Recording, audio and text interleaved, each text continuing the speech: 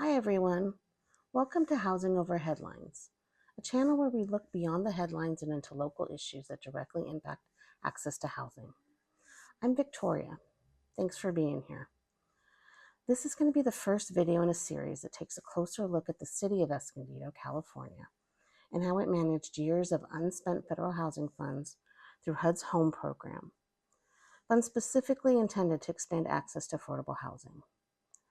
The decision on how to spend these funds has already been made, but in this series, we're going to walk back through the process, looking at the meetings, the options presented, and the discussions that led to the outcome. The goal is to answer a bigger question. How did the City of Escondido end up with millions of dollars in unspent housing funds at the same time it was facing a budget deficit, a housing affordability crisis, and high levels of homelessness? And what drove the decisions on how those funds were ultimately used? In this episode, I'll take you through the March 4th, 2026 City Council meeting, where staff presented the key options for spending down these expiring funds, some going back as far as 2017. Because this is a complex issue with a lot of moving parts, I'm going to pause along the way to break things down, add context, and explain what's being said so that you can follow what happened and draw your own conclusions. All right, let's get into it. For the record, Danielle Lopez, Housing and Neighborhood Services Manager, and Norma Olkeen, Management Analyst over the HOME program. For this item, we'll be conducting the first of two public hearings regarding a second amendment to the 2025-2029 Consolidated Plan and the 2025-2026 Annual Action Plan. Specifically, we'll be discussing how to spend down HOME expiring funds. On the agenda tonight, we will be a brief background on the HOME program and how we got here tonight, the options that staff looked at for spending down the expiring funds, next steps, and then discussion and recommended action.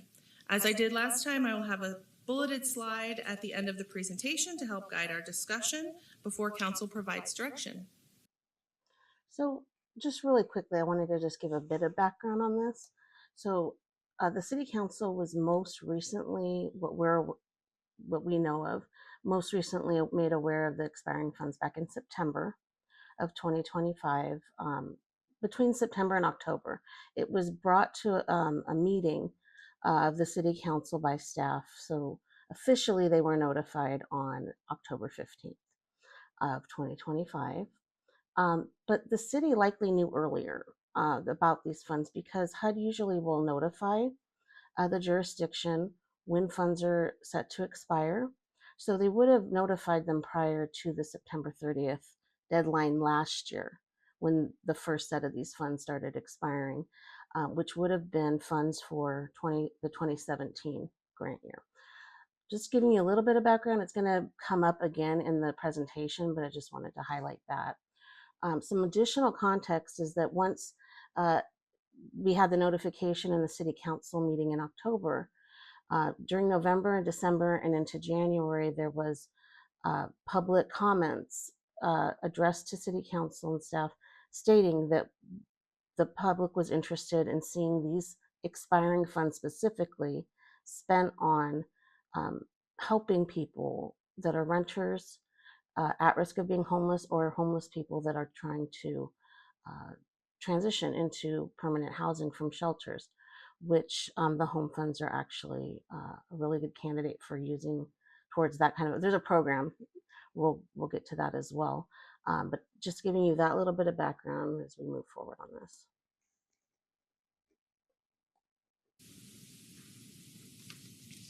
The purpose of tonight's meeting is to hold the first of two public hearings to discuss a substantial amendment to our HOME program. Staff will present several options that were explored to expend expiring funds, hear public comment, engage in a discussion, and request council direction. On October 15th, the City Council received an in-depth presentation on the status of the HOME program. At that meeting, staff were directed to explore the expansion of home programming and bring back a proposal for consideration. One of the items you just approved this evening, the substantial amendment, being the substantial amendment to the rental subsidy program. And the second item which we'll be discussing tonight, is the allocation and expenditure of the expiring home funds. Also at that meeting on the 15th, staff informed City Council of $348,000 in unspent home funds that were scheduled to expire on September 30th, 2026. In January, the Department of Housing and Urban Development, or HUD, notified staff that the figure initially provided was incorrect. Basically, the data provided was outdated, which resulted in inaccurate reporting. The correct amount of home funds scheduled to expire is actually $583,938.80. This amount has been verified, and we do have that in writing from our HUD rep. With this new information, we needed additional time to flesh out the options and logistics of spending this additional funding, which is why we're bringing this item separate from the increased rental subsidy item. We just wanted to make sure that we took every contingency into consideration so that we could propose an actual achievable proposal. There's a little bit to unpack here. There was the meeting on October 15th, as the slide states.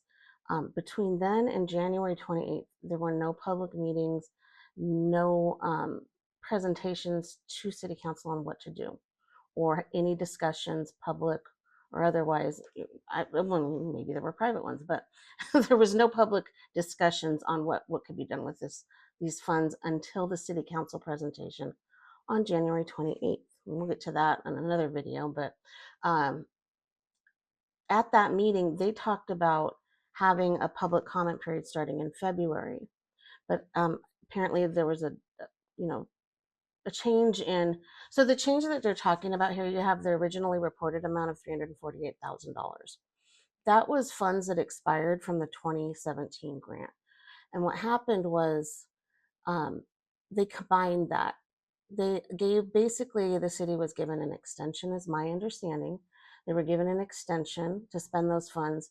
And so that was combined, whatever was unspent for 2017 was combined with what the funds that were unspent for 2018. So you have the larger amount here. That's $583,000.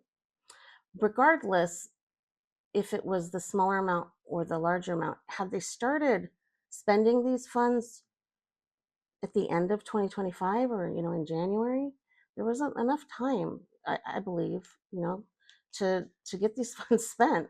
I just don't understand. For me, there's a big question here why there was a big gap between October 15th and picking this up again at the end of January. So you want to keep in mind that this is 9 years of the city having access to these funds that are meant to help the people of Escondido by increasing access to affordable housing. And it was 9 years of them not using those funds for that. The only meaningful, the only rental subsidy that in recent history that I've been made aware of is there was a rental subsidy that was only available to seniors on the Section 8 wait list, and it was a $200 subsidy. So it was not, and it was only allowed to help 30 seniors each year, which was not going to spend down these funds. We can do the math on that later. But so that's a little bit of background there. Rental subsidy item. We just wanted to make sure that we took every contingency into consideration so that we could propose an actual achievable proposal. As you know, home funds may only be used for the following 4 activities. So I'm just going to jump in here before she explains this slide. On the left, you have a list of the 4 types of programs that are eligible with the home funds. You have rental housing, homeowner rehab, tenant-based rental assistance, and home buyer activities is usually your first-time home buyer program. So when I had said earlier that there were public comments and public outreach to staff and city asking for a rental subsidy program, it was this tenant-based rental assistance, which is a program, it's a temporary rental assistance program meant to be a bridge to people through hard times, which a lot of us are having. financially hard times. So it can be a bridge so people don't become homeless because they temporarily have some setback and aren't able to make their rent.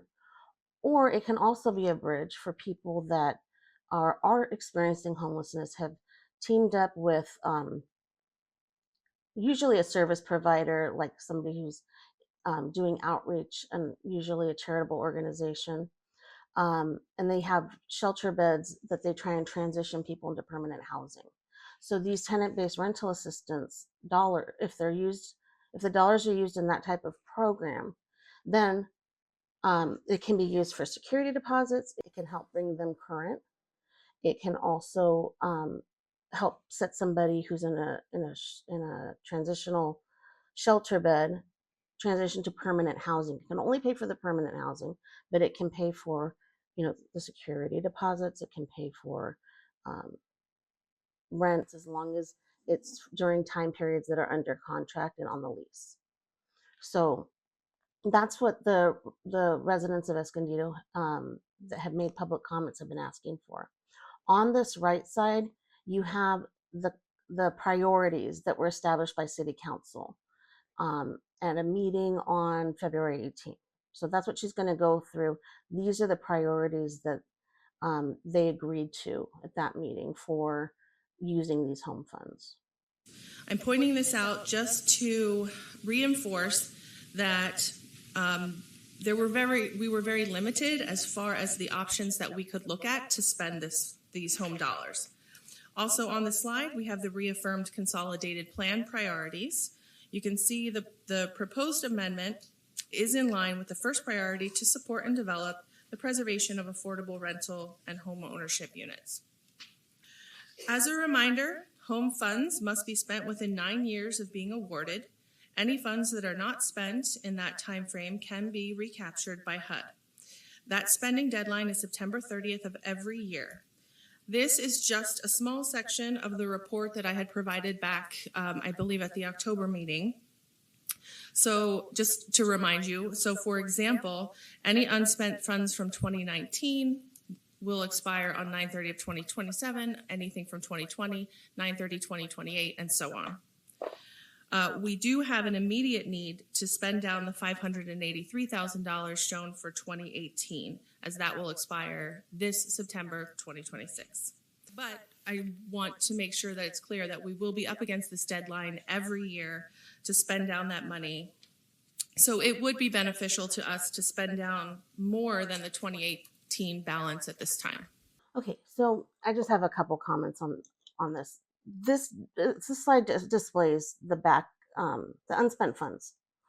At the meeting in October, and I believe the one in January, we'll be looking at those later. 2017 was also in there because those were funds that also had not been spent. So my question is, when I'm looking at this, how was this handled last year? HUD reviews this every year that there's going to be expiring funds. So when they advised the city about the expiring funds that were going to expire from 2017, right now we're 6 months past that deadline. So, the question that I'm having is, this seems like an urgent matter that wasn't acted on urgently. And I'm just laying out the question because I've not gotten an answer. And it's something that strikes me as a little odd, especially given the homeless issues that Escondido is facing. It's not unlike other California cities right now. It is also not like, it's not it's not a rich city. I'll say that it's very, it's a normal, income size city. There's a lot of stress on lower income people, and there are a lot of homeless people in the, pushing carts around the streets. Up until recently, they were sleeping outside City Hall. They've since hired park rangers because City Hall is right next to Great Bay Park, and they have park rangers now. You can see them come and telling the homeless people that they can't sleep around City Hall, so to clear that out and move them on. But it's a big problem, and so these funds were sitting there. this is a good visual. There'll be another visual in another presentation, but it's a good visual to see how far back this goes, um, and just to think about why this wasn't addressed earlier. Okay, so on the next few slides, we're going to talk about options for the expenditure of these funds. We've provided printouts for your convenience if you want to take notes on them as we're going through, or just so you can follow along as we go through the options. In the upcoming slides, you're going to hear about the Valley Creek project. The developer of this project is National Corps, and they were selected by the County of San Diego following a competitive solicitation. The project will be located at East Valley Parkway and Fig Street, a 1.8 acre site owned by the county. This project will construct a 100% affordable housing project for seniors, consisting of 136 dwelling units and various on-site amenities. Of the 136 homes, 14 apartments will be set aside specifically for our senior veterans who are homeless or at risk of becoming homeless. Additionally, they plan to construct tenant improvements and work with Quality Children's Services, a well-established and highly regarded third-party child care operator. National Corps supports families and seniors by providing housing communities that are affordable, safe, and of the highest quality.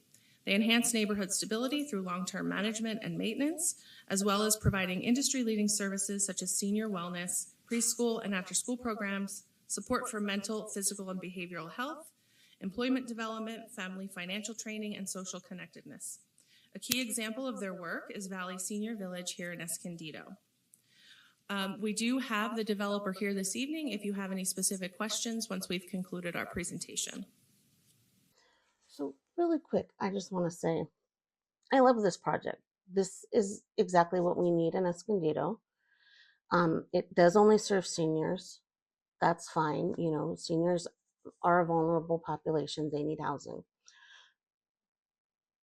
This project was approved by the San Diego County Board of Supervisors back in May of 2025. So this is not a city project.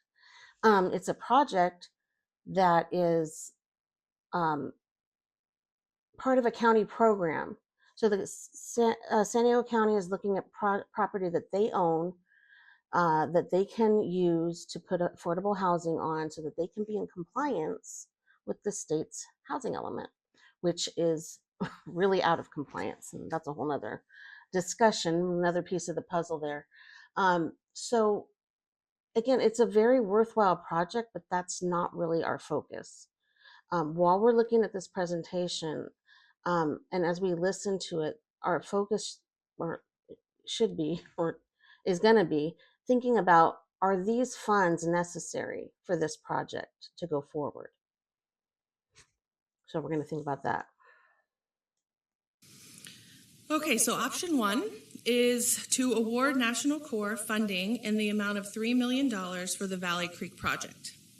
This option utilizes the $583,000 that is set to expire in September, as well as $2.4 million in future home expiring funds, which is approximately the remaining balance from years 2019 to 2023.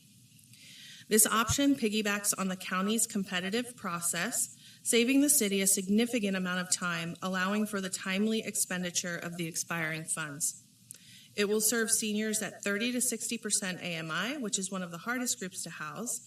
It will offer on-site supportive services, including a daycare that will be open to the public, and it will encumber several years of available home funds, ensuring expenditure in a timely manner so that we don't have to return any of those future expiring funds. Okay, so on this slide, I just want to note here, this option, so this is option one, this option not only includes this $583,000 that's supposed to expire and needs to be spent by September 2026, but it also includes over almost $2.5 million of funds that aren't set to expire and that we do still have time, a lot more time, to spend these down using a rental subsidy like we talked about that could help people that are living on the street right now. so just that's kind of problematic, because when you're committing these funds, in this way, Escondido is not going to have these. $3 million is a lot. Escondido's had a budget deficit for, my understanding is, a while. I'm not an expert on any of this, honestly, but I don't have those numbers right on me, but they are facing, by their own admission, they've a budget deficit and trying to climb out of that. So giving these funds to a project that's county led and that might have other streams of funding, is problematic. And saving the city time, there's ways that they could expend these funds quickly, um, and not spend as much time as they lay out in this presentation, and we'll get to that in a minute. Another benefit to this project is the local preference that will be provided. First and foremost, any preference must align with fair housing law. But consistent with fair housing law, the developer could give reasonable local preference and consideration to Escondido residents. They could do this through targeted geographical leasing preferences, so basically providing priority to residents that live within a specific radius of the project, utilizing a tiered lottery system, so assigning a certain amount of points to people that live in Escondido, or using a set-aside quota where the developer can allocate a specific percentage of units to residents within a designated area. And then the last one would be targeted marketing, which I think is pretty self-explanatory, but obviously just marketing to the local area here before going out. And for me, this isn't that big of a point. This is resident preferences for the senior living facility that the developer is going to build. But it seemed to be a big point, talking point in discussing why this was a good project. And just to note, there was a side info meeting after this meeting that I attended, and it was noted that they're going to prefer Escondido residents for 14 of these units using these screening methods here, but that's not going to guarantee that Escondido residents actually get into those 14 units. So just, a little bit of clarification on that point. So back to the other options we looked at. Option 2 is to award National Corps again for the Valley Creek project, but only in the amount of the expiring funds, which is $583,000. This option, there would be no guarantee that the developer would accept the funding due to the funding amount being significantly lower, which would provide less of a benefit to the project. Additionally, there would be less preference for Escondido residents. This slide kind of piqued my interest because they're saying, okay, if we only offer them the funds out of that 3 million, instead of giving them the future few years of funds, which I believe it's like 2019 to 2023, so that's 5 years more funds. Instead of doing that, what was an option 2, let's just give them this money that's going to expire in September, which makes more sense to me, because then that leaves the $2.4 million for rental subsidies. So we're helping, for future, and we're treating the now problem, because this development's not going to be ready until 2029. That's the foreseen deadline now, and I'll tell you right now, with affordable housing, it's very likely that could get extended past 2029, the finish date. So we're looking at 2026, 3 to 5 years maybe, before people can start moving into this. So the fact that they're saying that if they offer this money to the developer, that the developer is not going to accept it, speaks to me and says, maybe you don't need these funds. And at the information session, I specifically asked that question. And the answer that I was given led me to believe that no, there are other streams of funding that are available. There are county requests for proposals that this developer can apply for. There's also another request for proposal to get grant money that the city is talking about, and it's in another of these slides, and we'll talk about that. But Just wanted to make that point. Uh, Oh, so this is the slide where they're talking about that. This is the money. So in this slide, I'm just what I was talking about, the RFP for the request for proposals. The city is talking about using this money here. Definitely that they're going to do that and ask for proposals for housing in Escondido for affordable housing. On top of that, they're wanting to also throw in these expiring funds. Option 3 we looked at was to issue a city RFP for affordable housing, which was actually approved last year. This option would utilize the $583,000 in expiring funds, $2.4 million in home future expiring funds, $4 million in successor housing agency funds, and $1.5 in home art funds for a total of $8.5 million. With this option, the main obstacle is the timeline. So running a solicitation for an affordable housing project, vetting the proposals, selecting the developer, and getting under contract takes several months. And we just don't have enough time to accomplish that. And with this option, we do feel that the expiring funds would be returned. So just be cognizant of this timeline being brought up.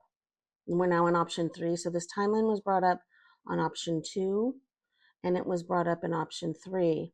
And just wanted to give a little bit of context behind that, because when you're sitting in the council meeting and these options are going by, what you're seeing, what you're paying attention to, people in the audience as well as the city council, is, oh no, this is going to be returned.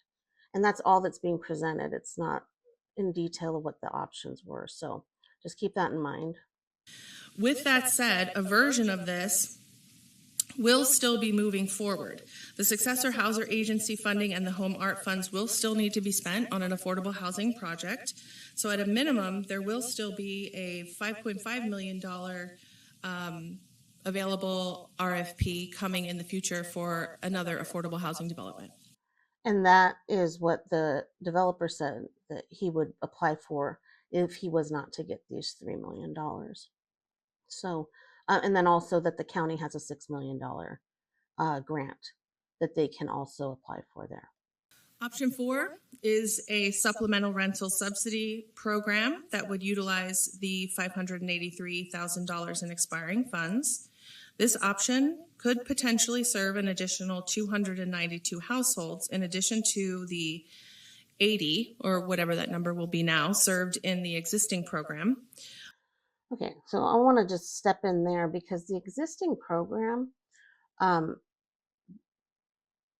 don't know if it's in response, but after residents were advocating for a rental subsidy, an income-based rental subsidy, it was changed from $200 subsidy to $500 subsidy, which is not income-based. So given that, those numbers, they would need to serve 292 households annually to expend the funds. But if they do it on a true need, income-based calculation, and HUD has a little calculator, just punch everybody's information in there and tells you how much of a subsidy they qualify for. They could potentially use these as emergency funds to help bridge the gap that many people are facing between their wages and skyrocketing rent prices. Our wages don't go up as much as the rent prices do in San Diego. Most of California, it's like that. And you know what? A lot of people have sold their homes in California, taken those money. So if you're watching this in another state, you know that Californians have been moving across the nation and exporting our housing crisis, helping make the issue a little bit worse everywhere else. So the thing is, rents are too high right now. You could make this an emergency program, serve maybe 30 to 40 people with with a higher base, and give them more help, and just let it be known this is an emergency program that's just going to be used to expend these funds, and it could be done. This would be a very temporary program, providing up to 3 to 4 months of subsidy at most. Again, the challenge here is the timeline. After the substantial amendment process, So we have one more public hearing on this in another month. The marketing of the program, processing of 292 applications potentially, executing 292 contracts with residents and landlords, and completing physical inspections, ensuring that all units are up to code. There would just not be enough time to expend the funding, resulting in us again returning the funds to HUD. Additionally, there would be significant administrative burden, not only on Housing and Neighborhood Services, but also on finance and on the city attorney's office. So, one other thought about the burden, and I do understand at this point, it is going to be it would be a crunch. It would be hard on staff. I get that, but they get 10% of these funds that they can use for admin, which could be used to either hire, additional staff, which I believe that, from what I understand, the city has downsized and could use additional staff, or it could be used to pay, partner with a nonprofit and allow them to use their staff to process and help do the legwork for housing people, getting people permanent housing. So there are options to that. And last, we looked at an expanded supplemental rental subsidy program that utilized the expiring $583,000 as well as the future expiring funds of $2.4 million. Essentially, this would serve the original 292 households annually from option 4 for approximately 4 years. Okay, so I'm going to jump in because this one, I love this. I don't see why we don't just take this $3 million, expend it over the next 4 years with a focus on this $583,000. It would be tough, but it would be doable to get this spent by the end of September. I could go out on my time off, my free time, and just go walk around Escondido and find people that could qualify for this program and expend those funds and help them. Honestly, I think we could all do that. Then after September 30th, then you focus on the remaining funds and start driving those down, and treat this as an emergency program meant to help people at the maximum amount that they qualify for, so that these funds get spent down and help local people from Escondido. These funds have been sitting here since 2017. I think, the people deserve help. So I really, really love this idea. This option I love. So, okay. However, as with option 4, again, we would not be able to spend the immediate expiring funds by September deadline, and there would be significant administrative burden, all of the things that I mentioned with the previous option 4. It'd be worth it. Honestly, I really feel it'd be worth it. And this is the only solution that I've seen that actually matches that's been offered, that matches the problem that we have right now in Escondido. Okay, so this is a slide where they're talking about the next step. This public hearing was on the 4th of March. There was a 30-day public comment period in which time, people in the community submitted public comments saying what they felt about these options and proposals. There was a community meeting that was set. That was the one that I've been referring to, where we got to ask questions of the developer and staff about the options. So this is April 5th today, and the agenda is already out for the April 8th meeting. This vote is not on here, and to me that's frustrating because this is a time sensitive issue, and I feel like the clock is being played down. It's just like, we're running down the clock just so the only option left is to give this money to this developer. And I just really hope that we can think about other options and bring those up to city and staff so they know that there are other options and that the public is aware of them. We're going to talk about what we can do, what action we can take in the next couple weeks for that. All right, so these are the general discussion questions that they put forward to the city council prior to getting comments from them. Option one is the one that pretty much guarantees Yeah. the money gets spent, correct? Option one. Okay.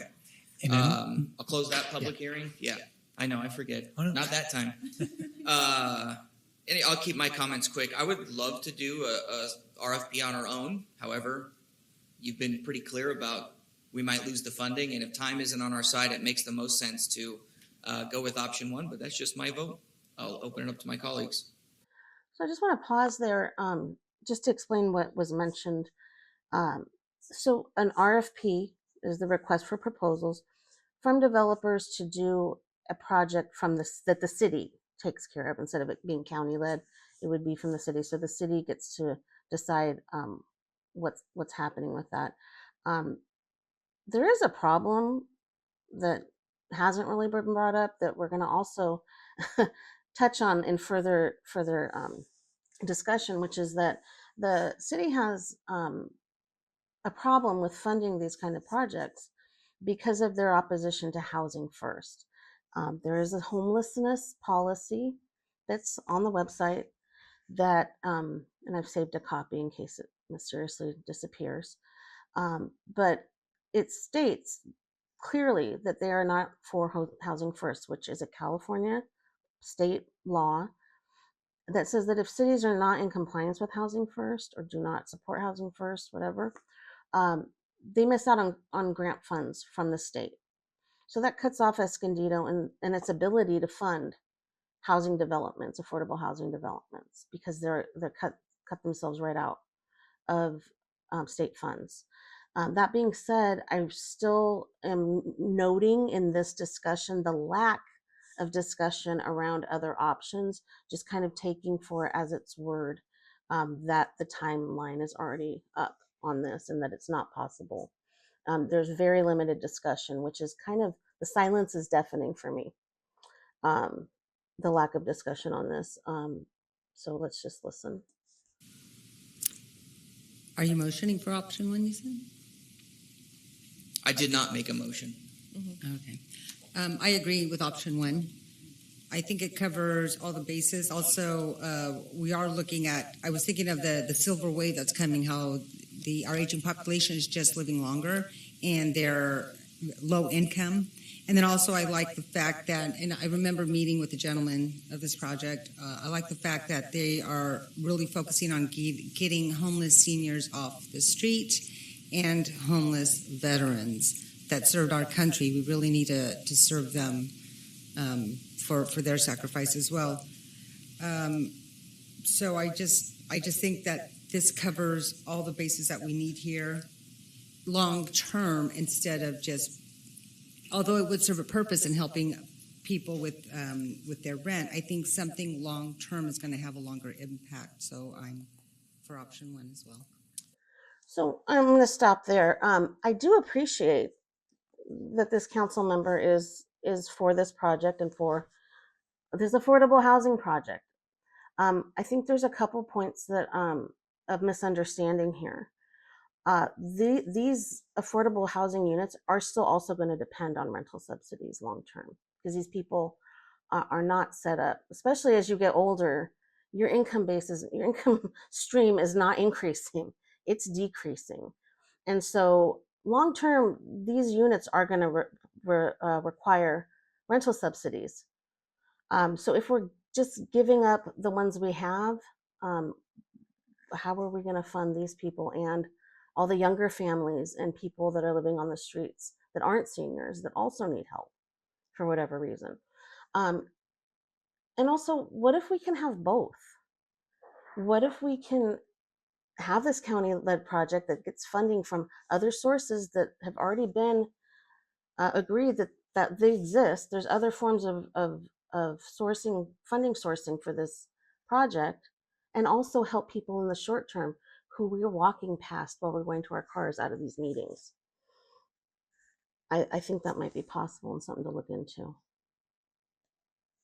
I just want to add one more thing too. I did a little digging into companies that respond to these kind of RFPs, and National Corps, your track record is very good.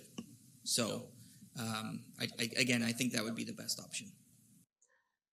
So I want to stop there too. I think National Core is wonderful. I want to point out here, though, that the county approved them. This isn't anything for the city to approve. The county approved them, and the county would have naturally vet them because they usually are very good about picking developers that are very experienced at managing and developing and managing these types of properties. So yeah, I completely agree 100%, but I don't think that that's quite the point here. I'll move to approve staff recommendation or to approve option one. Do I'll you second second? Okay, great, thank you. Okay. No. Thank you for your work. Yeah, I will echo what my colleagues have said. Thank you. I'd just like to add two things. I'm sorry. So there will be another RFP. We have those other funding sources, so we'll have the opportunity to do an RFP that is city run. And this is just the first public hearing of two. You will actually vote to approve at the second. So right now we were just looking for guidance on which one to move forward with further exploration. So I stopped it there. I included the last little part just to make a point that this is a complex issue. In this clip, you could see that the council thought that they were voting, but there's a public comment period in between this meeting and the next meeting. So just to highlight the fact that this is a complicated issue, a lot of details. Don't feel bad if you don't get everything right away. That's okay. And honestly, this is just the beginning. There's a lot more to unpack here. So this will likely be the first in a series of videos that we're going to do explaining how we got to this point. But you can still comment on and keep your comment on record by using the link in the comments section of this video. I'll put some instructions on how you can still weigh in and let the city know what you think. So if you have any questions or thoughts in general about housing or how you can be active in Escondido or in your own local government meetings, I really encourage you to leave a comment. I would love this to be a space where we can actually work through these issues together. And I'll just leave you with this thought. So it's easy to feel powerless when everything seems so big and complicated. But one of the most effective ways to push back against that feeling is to engage, even in small ways. It makes you feel really powerful. Local decisions shape our day-to-day lives more than we often realize. So whether that's watching, asking questions, or speaking up, it matters. So thanks for being here, and I'll see you in the next video.